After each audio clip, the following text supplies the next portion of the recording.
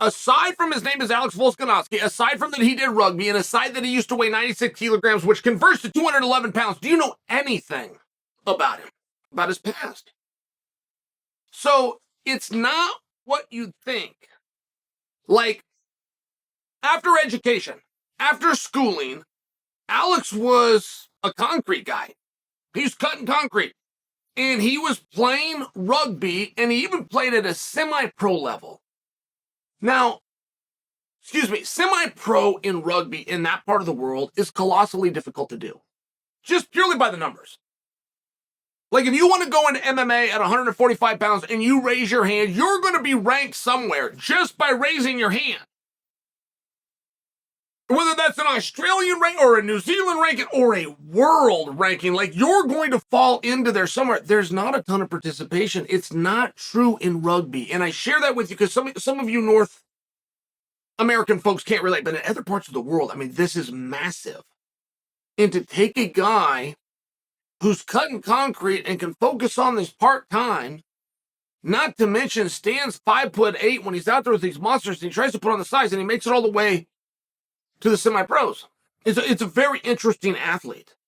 But that is not the kind of athlete, and that is not the kind of background, while now in your mid-20s, your early 20s, but you're now in your 20s, and you stumble in to a kickboxing gym. It says it right on the sign. It says City Kickboxing.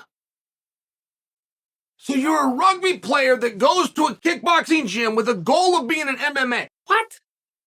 What are you talking? What? I mean, that's a very baffling thing. Do you guys agree? Now, that's a special gym.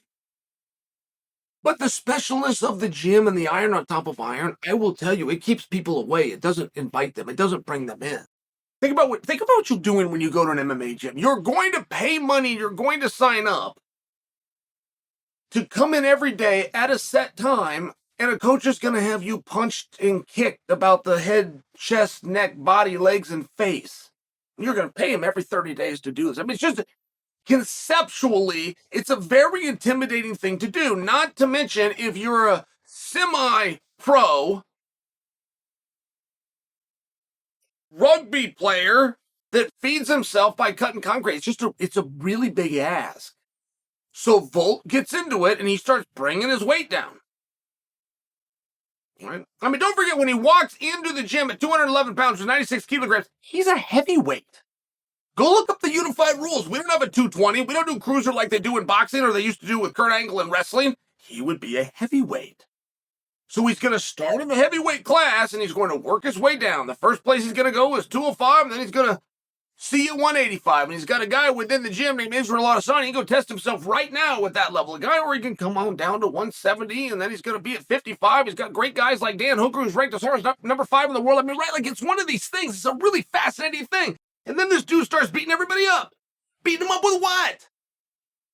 Beating them up with what? What was Volt going to beat them up with? His concrete cutter? I mean, this is his background. Is he going to run across the ring like Goldberg and he's going to try to tackle somebody? He's going to pretend that they have the ball. I mean, what are you going to do from your background that's going to work? Background in what? Well, in competitiveness and not being told no and not being refused, in overcoming and doing things that other people told you can't do, in competing and being goal-oriented and being coachable. I mean, right, these were the things that he brought to the table. Now, I don't know what you want to do with that. There's really nobody that I can describe that's gone and done as much as Volkanovski has with what I just described, but that's what he had. By the way, don't walk around like Volkanovski's some spring chicken. By the way, he's 35 years old.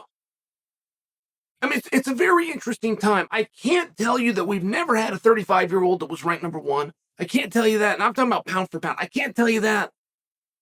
But I can tell you there's only been a handful, and if you were to eliminate Jon Jones, who many say is the best ever, or if you were to eliminate George St. Pierre, who many say is the best ever, you're going to have a really hard time finding somebody that's 35 years old that's not only the champion of the world, is the number 1 pound for pound. Don't think you need to correct me and go tell me certain names. I'm just sharing for you. Like, there's no signs of Volk slowing down. So now what do you have? Got a 36-year-old champion ranked number 1 pound for pound. You got a 37-year-old champion ranked number 1 pound for pound. Like, it's a really interesting time. And in those regards, he's not running neck and neck with Islam. He's not running neck and neck with Ilia Topuria. He's running neck and neck with Jon Jones. I mean, that's another competition that I'm just bringing to your attention. You should be looking at. You should be paying attention to. And how Volk got here, like how you have that level of conditioning. What is it Volk does so well? If your son had to fight him and you had a magic wand and you could take one element away from him, you could take his boxing away. You could take his clinch game away. You could take his takedowns away. You could take his conditioning away. Anything that's very reasonable, magic wand, you get to eliminate one of them. Do you think your son beats him? I mean, right, like not for not. Do you think your favorite fighter beats him? Doesn't have to be your son. Like, just fill in the blank. Is there somebody that could beat if he shuts something down? Who would it be? What would it be? What are his weaknesses? And when you start to realize that he has very few weaknesses, and you find out he didn't grow up at wrestling tournaments, while consistently also doing Golden Gloves, like, right, what an incredible recipe. He was playing semi-pro rugby, a sport that he was shorter than the average guy, that he didn't have the body frame for. And he was showing up to practices and games tired because he was cutting concrete, which is an extremely laborious and exhausting job. And while in his 20s, he walks in to a kickboxing gym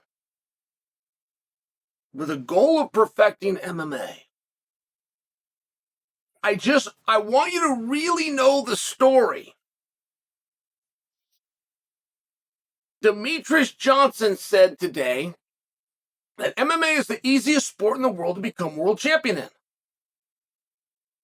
And that's a fascinating topic, because by the numbers, how many people go and do it? Like, when you look at a LeBron James, you look at somebody that is the best in basketball ever. Anywhere I look, I can find a basketball hoop. That's true.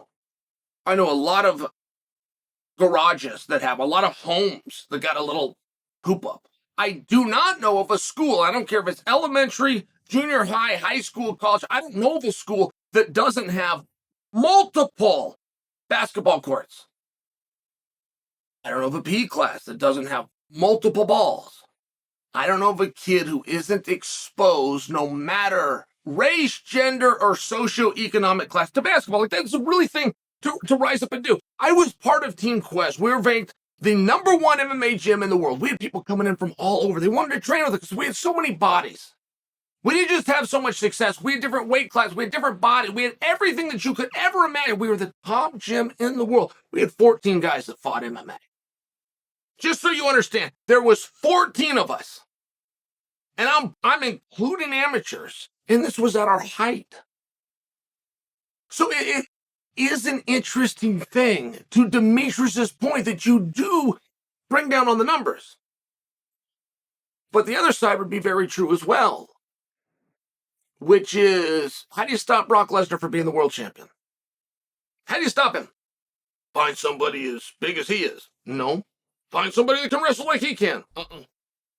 Find somebody better at it than him. Nope. You want to stop him from being world champion? Don't give him a world championship fight. That would be the #1 way to stop someone. You never actually know who the champion is.